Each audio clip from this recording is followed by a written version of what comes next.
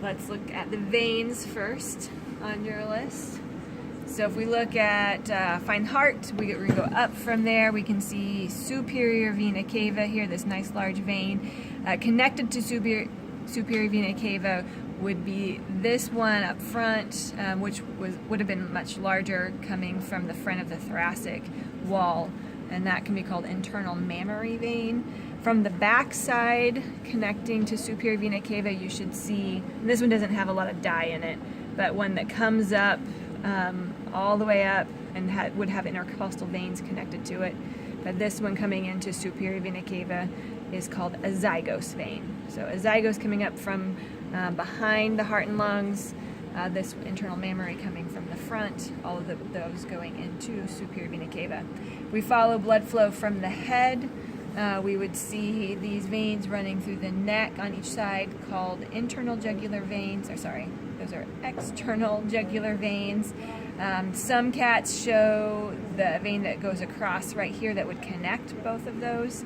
That's called transverse jugular, but it's been removed on this cat. So we have these external jugular veins coming down. From the arm, we have brachial vein, which goes into the armpit, and that's called axillary vein. And then we have it coming into the thoracic cavity, and right here it would be called subclavian vein. So a brachial vein, axillary vein, subclavian vein. Joining up with those, that one got disconnected, but there is a nice large vein right where axillary and subclavian are meeting.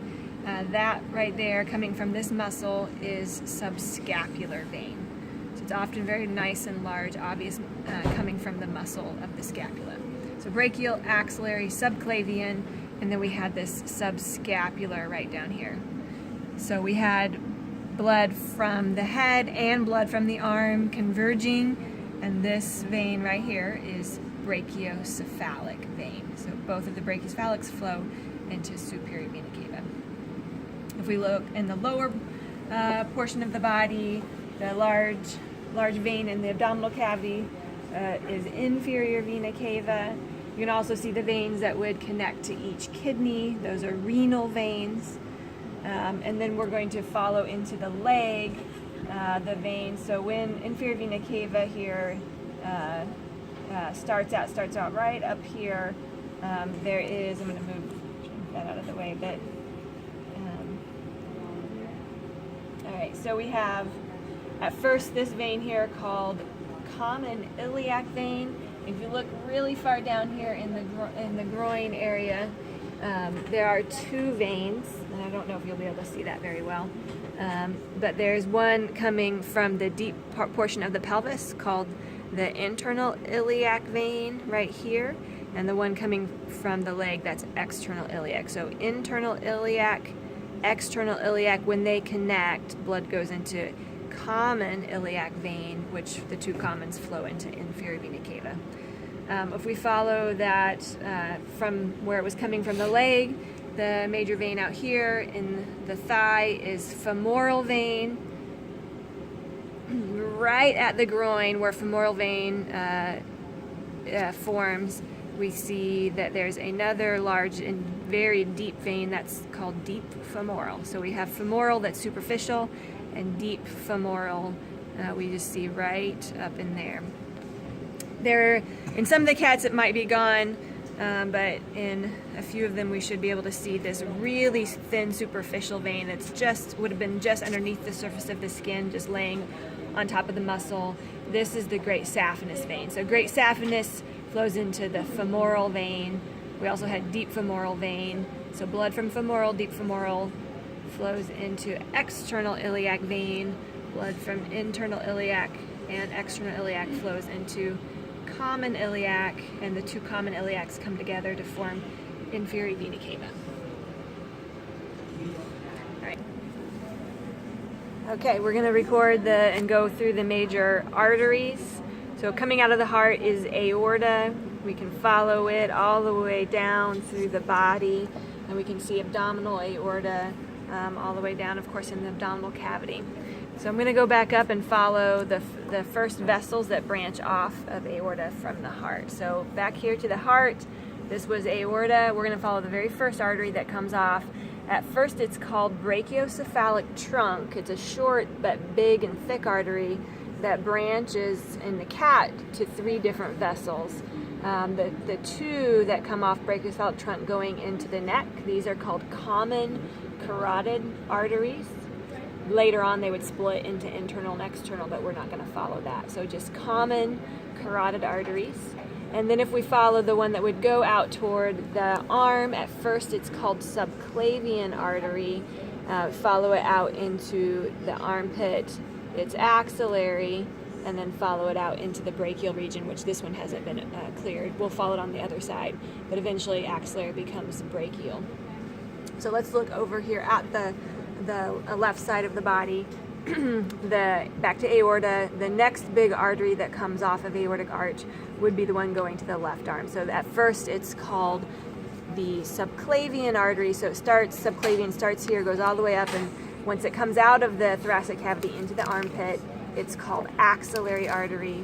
It keeps going into the arm, and then there it's called brachial artery. So subclavian, axillary, brachial are all really the same vessel. The name just changes for the region that it's passing through. If we follow aorta down, we would see lots of small arteries that are coming off and going to the intercostal muscles. So all of these arteries here are called intercostal arteries. We keep following the aorta down. Once we get through the diaphragm, we are in abdominal cavity. And we're going to see the major arteries that come off aorta here. The very first artery that comes off is a short, large artery that then branches and has multiple organs that it feeds. And so this is called celiac trunk. And it would have arteries that branch that would go to stomach, spleen, and liver. So that's celiac trunk. The next big artery that comes off of aorta would go to the small intestine, and it's called the superior mesenteric artery. When we keep going down, we would have the artery that would go to the kidneys. Each one is called a renal artery. Follow aorta down. The next big artery that comes off goes to the large intestine, and this is called inferior mesenteric artery. Now we don't see them well here because we've removed I've removed some of the reproductive structures or connections, but there would have been small little arteries that would have gone, in this case, to the male, all the way down to the testes. And so those are going to be the gonadal arteries. So generic name for male and female arteries that go to the gonads. Definitely we can see that inferior mesenteric artery. If we follow aorta down, this is where it ends, and in the cat it splits. So we have a sort of a paired branch, this external on the outside here and internal on the inside. So on the outside, these arteries here are the external iliac arteries, and then on the inside here and here, these are internal iliac arteries. Going down the center right here, this single artery is the median sacral artery. We're going to follow blood flow out to the out to the legs, to the femoral region. This is external iliac. Once we get through where that inguinal wall would be, and now into the leg, that artery becomes femoral. So we have the pink one here, that's the femoral artery. If we look right deep in that space, this one didn't dye very well, but there is an artery with that vein there. We might want to look on this side, see if it shows up better. But there is a deep femoral artery and a deep femoral vein going to these muscles in the groin region. So femoral is the nice obvious one that we see superficially, and then if it shows up, if the dye works, we would see a big artery right here. That would be the deep femoral artery, but I'm not actually seeing it very well. All right, that's it. All right, so we're just looking at pulmonary circulation here. You'll see large arteries and veins going into the lungs. remember that the color pattern will be reversed from what we were seeing in the systemic circuit. So the blue vessel here is a pulmonary artery, and this pinkish vessel here, which branches, is a pulmonary vein. Right here. So this right here is that wall of that abdominal cavity. So inside here is abdominal cavity. That was really scary. Wording one more time. Okay, so if we look at the femoral artery and vein, they're both going to be coming from external iliac. Right as you break through that abdominal wall right here, you're in the femoral region. So these superficial obvious vessels are femoral artery and vein, but then deep here going to that inner thigh, those vessels here are the deep femoral artery and vein. Yeah, so let's see though, just to be able to make sense of it. They're always real small, but if you follow it, they come off here. So let's double check where we got. I'm gonna do a tiny bit of clearing before you. Aorta, just a real quick run through of the arteries. We had celiac trunk right here. We had the superior mesenteric artery going to the small intestine, renal arteries going to kidneys, and then keep on going down abdominal aorta. There'll be two small, so these are paired, one going to right side, one going to left side. They would go in the male to the testes or in the female to the ovaries. So we can generically call them the gonadal arteries. So those are tiny, and they're one going to each side. And then just below that would be the inferior mesenteric artery that goes to the large intestine.